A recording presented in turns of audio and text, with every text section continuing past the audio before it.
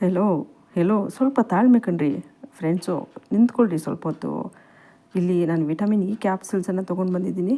Okay, ಎಲ್ಲ medicals ಸ್ಟೋರ್ಸಲ್ಲೂ ನಿಮಗೆ ಸಿಗುತ್ತೆ. ಓಕೆ, ವಿಟಮಿನ್ ಕ್ಯಾಪ್ಸೂಲ್ಸನ್ನು ನಾವು ಅಪ್ಲೈ ಮಾಡ್ತಾ ಬರೋದ್ರಿಂದ ನಮ್ಮ ಸ್ಕಿನ್ನು ಸಹ ಗ್ಲೋ ಆಗುತ್ತೆ. ಬರೀ ವಿಟಮಿನ್ ಇ ಕ್ಯಾಪ್ಸೂಲ್ಸ್ ಹಾಕ್ಕೊಳ್ಳೋದು ಬೇಡ, ಬಟ್ ಅದ್ರ ಜೊತೆಗೆ 1 or 2 ಡ್ರಾಪ್ಸು ಕೋಕೋನಟ್ ಆಯಿಲ್ನ ಸಹ ಮಿಕ್ಸ್ ಮಾಡ್ಕೊಳ್ಳಿ ಫ್ರೆಂಡ್ಸು.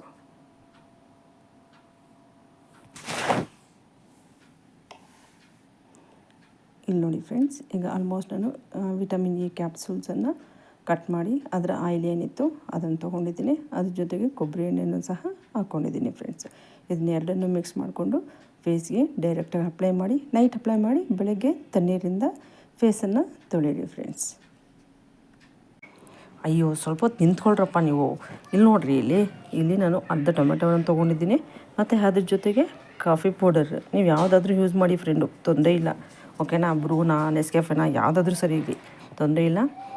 ಅದ್ರ ಜೊತೆಗೆ ಒಂದು ಸ್ವಲ್ಪ ಶುಗರ್ನ ನಾವು ಆ್ಯಡ್ ಮಾಡೋದ್ರಿಂದ ಇದು ಸ್ಕ್ರಬ್ ರೀತಿಯಲ್ಲಿ ಕೆಲಸ ಮಾಡುತ್ತೆ ಫ್ರೆಂಡ್ಸ್. ಓಕೆ, ಇಲ್ಲಿ ಶುಗರನ್ನು ಒಂದು 1/4 ಸ್ಪೂನ್ ಆಗೋಷ್ಟು ಶುಗರನ್ನು ಸಹ ಆ್ಯಡ್ ಮಾಡ್ಕೊಳ್ಳಿ ಫ್ರೆಂಡ್ಸ್. ಅದ್ರ ಜೊತೆಗೆ ಹಳದಿ ಅಂತ ಹೇಳ್ತೀವಲ್ವ, ಹಳದಿ ಮೀನ್ಸ್ ಟರ್ಮರಿಕ್ ಪೌಡರ್ನು ಸಹ, ಇಷ್ಟು ಮೂರನ್ನು ಸಹ ನೀವು ಮಿಕ್ಸ್ ಮಾಡಿಕೊಂಡು ಟೊಮೆಟೊನೇ ಹೀಗೆ ಹೇಗಿರುತ್ತೋ ಈ ಫೀಲ್ ಸಮೇತ ತೊಗೊಂಡು ಹೀಗೆ ಫೇಸ್ಗೆ ಅಪ್ಲೈ ಮಾಡ್ತಾ ಬರಬೇಕು ಫ್ರೆಂಡ್ಸ್.